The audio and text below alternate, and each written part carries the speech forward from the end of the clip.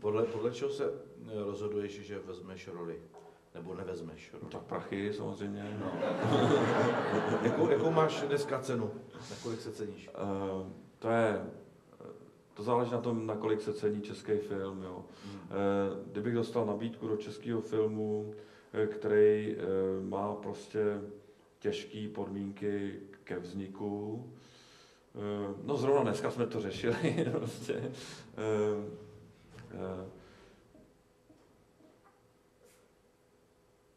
Musí to být dobrý ten scénář, musí být hezká ta role, anebo musí být důvod, abych tu roli, i když třeba není úplně jako hezká, měl hrát já a že mě ten režisér přesvědčí o tom, že vlastně nikdo jiný jí vlastně nemůže zahrát a přitom ten film je hezký, přitom ten scénář je hezký a že vlastně je to takhle, tak si člověk řekne, no tak jako nějak jo, ale jinak musí to být prostě nějakým způsobem dobrý, no.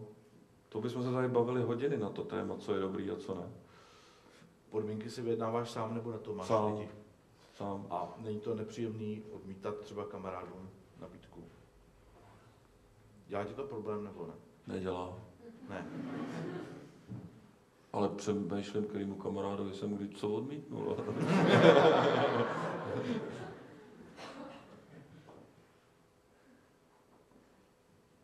Nedělá mi to problém. No, prostě jsou věci, které člověk jako nemůže hrát, no. Nejde to jako. Když jako peníze mám, tak není důležitý prostě hrát všechno. Ale zaplať pámu za tu pozici, jakože.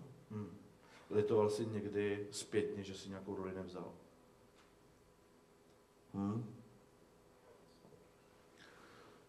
To je hezká otázka. Potom si jednou popovídáme. Ne, já marně přemýšlím. Já teda jako ze zásady mám vštípeno to, že prostě jakmile už udělám nějaké rozhodnutí, tak nesmím litovat ničeho. Prostě to nelituju jako, a nemůžu litovat ani věcí, které jsem přijal. Jako, jo. Stejně tak nemůžu litovat věcí, které jsem nevzal. Prostě tak jsem si řekl, tak to je. Prostě jak už jednou se člověk rozhodne a vstoupí do toho, tak prostě to má následovat a musí to následovat a má to vyžadovat i od těch ostatních, kteří to rozhodnutí udělali.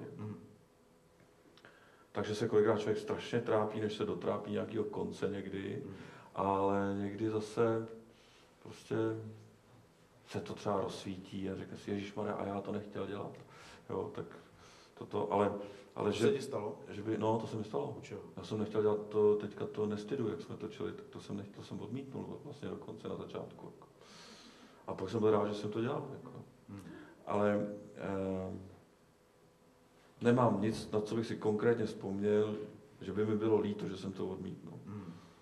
O které filmové postavě bys mohl říct, že jsi to byl nejvíc ty? Zaplať pán Bohu žádný. to... Nebo která ti byla nejblíž, z nějakého důvodu? To je otázka. No to je nejblíž, no. Já si myslím, že to není možné, aby vůbec někdo posoudil nejblíž. Jsou třeba role, které jsou absolutně bezcharakterní, nesympatický a nějakým způsobem zvrhlý třeba a člověk je miluje, že jo, prostě jsou mu blízký, jako. A to byl úplně rozářil. No, jasně. Páč jsou vděční, dobře se hrajou, že jo, lidi si myslí, jo, ten je v tom dobrý, ale proč je v tom dobrý? Protože tyhle ty role jsou vděčný, jako jo. Pak když má hrát jako člověka, který je strašně spravedlivý a tohleto, že jo, a to, tak si říkám, no, nic moc, co?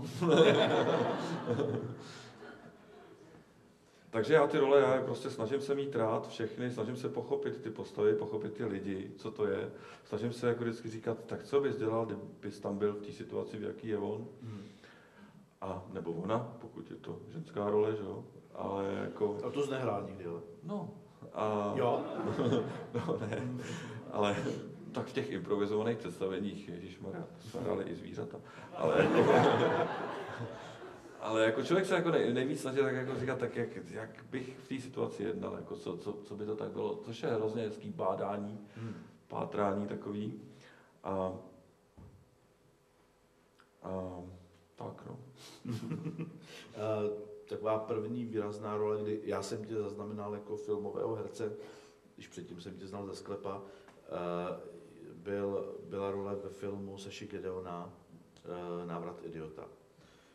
Byla ta tvoje role pro tebe něčím zlomová? No to jo. To byla zlomová role, to byla de facto jakoby první role ve filmu, o který se dá říct, že byla jako mluvená. I když už jsem předtím hrál ve filmu Kamenný most Tomáše Borla. Orla. Promiň. Ale v tom Kamenném mostě tam jsem jenom měl jednu větu a to jsem říkal, táhněte, my k vám taky nechodíme. A pak ještě jsem říkal, ty kundo. Tak si pamatuješ celou roli? Je to celá role. Což teda, když už jsme do tohohle zabrousili, tak musím říct, že teďka to Tomáš Vorel vydával na DVDčku a poprosil mě, jestli bych do bonusových materiálů neřekl, že to byl první film, ve kterém jsem hrál. A já jsem řekl jo, ale jedině pod podmínkou, že budu prostě mluvit třeba 5krát díl, než je ta role, kterou jsem tam vytvořil. A dělal jsem takhle v houpacím křesle, jako v těch bonusových materiálech, to já vzpomínám tam na Vladimíra Menčíka, se kterým jsem se teda v životě nesetkal, že jo.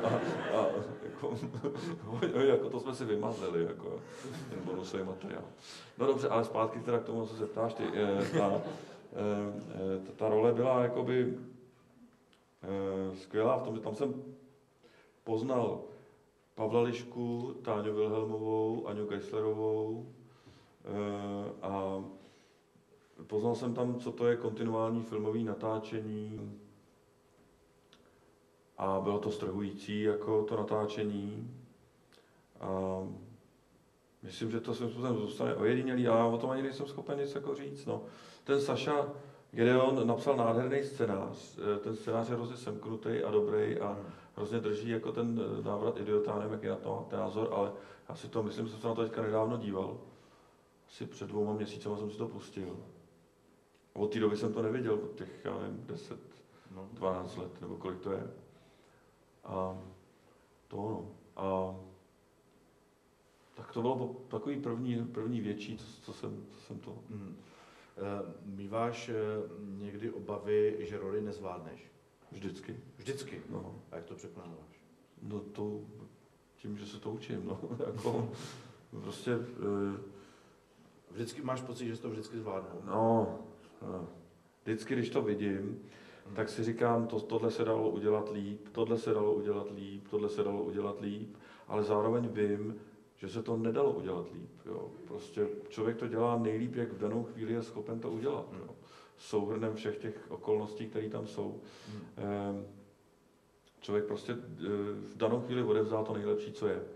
A to, že jakoby něco jde udělat líp, jakoby potom, když to vidí, no, to už prostě se do toho nemůže počítat. Jakože.